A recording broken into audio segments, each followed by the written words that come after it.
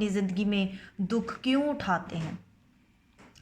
हम अपनी ज़िंदगी में दुख क्यों उठाते हैं। जो इस वक्त दुख की हालत में है, हमारे इर्द गिर्द बहुत से लोग जो हैं वो बहुत सारी चीज़ों की वजह से दुख उठा रहे हैं, फाइनेंशियल तौर पर और हेल्थ को लेकर, अपनी मैरिजेस को लेकर, अपनी लाइफ में बहुत सारी चीज़ों की वजह से जो है हमारे इर्द गिर्द, इवन कि हम भी अपनी ज़िंदगी में दुख उठाते हैं। लेकिन दुख क्यों उठाते हैं, हमारी ज़िंदगी में दुख क्यों आता है, तो मेरा यही टॉपिक है।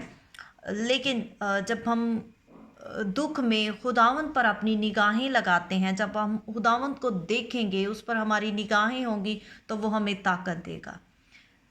फर्स्ट पॉइंट ये है कि जब हम दुख उठाते हैं तो एक दुख जो है वो इब्लीस के तरफ से मिलता है। इब्लीस के हथकंडों की वजह से हम दुख उठाते हैं। और दूसरी दुख जो है वो जो हमारी ज़िंदगी में आता है वो इसीलिए आता है कि कलाम में लिखा है कि खुदावंद उसी को तंबीह करता है, कोड़े लगाता है जिससे वो प्यार करता है, ताकि हम और फल लेकर आए। दुख उठाना भी हमारी ज़िंदगी में ज़रूरी है, क्योंकि जब हम दुख नहीं उठाएंगे तो हम खुदावंद के करीब नहीं आ सकते। मैं इतनी डिटेल में नहीं जाऊँगी, सब लोग खुदा के कलाम को पढ़ते हैं, तो आप प्लीज़ इसको ज़रूर आप गूगल पर भी सर्च करके लिख सकते हैं। तो आप ज़रूर इसके बारे में वर्सेस को निकाल के पढ़ें कि क्यों हम दुख उठाते हैं। लेकिन मैं ज़रूर आपके साथ भी शेयर करूँगी कि हम दुख क्यों उठाते हैं। पहला, हम इब्लीस के हथकंडों से भी दुख उठाते हैं, और दूसरा जो खुदावंद की तरफ से भी हमारी ज़िंदगी में दुख हम उठाते हैं, खुदावंद की तरफ से आता है, ताकि वो हमने जो गुनाह किए होते हैं उसकी वजह से भी हम दुख उठा रहे होते हैं। तो हमें अपने गुनाहों से माफ़ी मांगने की ज़रूरत है। जब हम माफ़ी मांगेंगे तो जो टाइम पीरियड होगा हमारे दुख उठाने का, वो जल्द ही ख़त्म किया जाएगा। हालेलुया। जब हम खुदावंद को देखेंगे तो वो हमें ताकत देगा, चाहे हम मौत की वादी में से गुजरे या अंधेरी राहों में से गुजरे, खुदावंद हमारे साथ है, उसके वादे हमारे साथ है। जब हम और दुख मैं जब बाइबल स्टडी कर रही थी तो मैं पहला पत्रस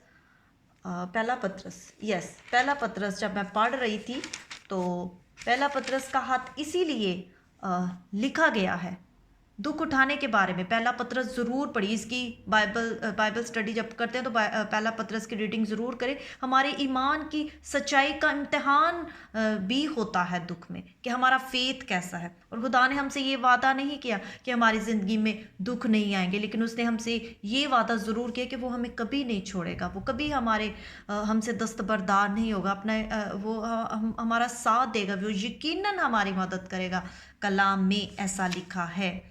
जैसी भी सिचुएशन से हम गुजर रहे हों, खुदावंद हमें बहाल करने की कुदरत रखता है। और बहुत से मसीही जो है वो बाज़-औक़ात ऐसा समझते हैं कि खुदा हमारी दुआ को नहीं सुन रहा, हम मुसलसल दुख उठा रहे हैं, क्योंकि कुछ लोग मुसलसल दुख उठा रहे होते हैं, तो उनके लिए समझना मुश्किल हो जाता है कि क्या खुदा हमारे लिए काम कर रहा है। यस, खुदा आपके लिए काम कर रहा होता है, वो आपको तंबीह कर रहा होता है, वो आपको समझा रहा होता है।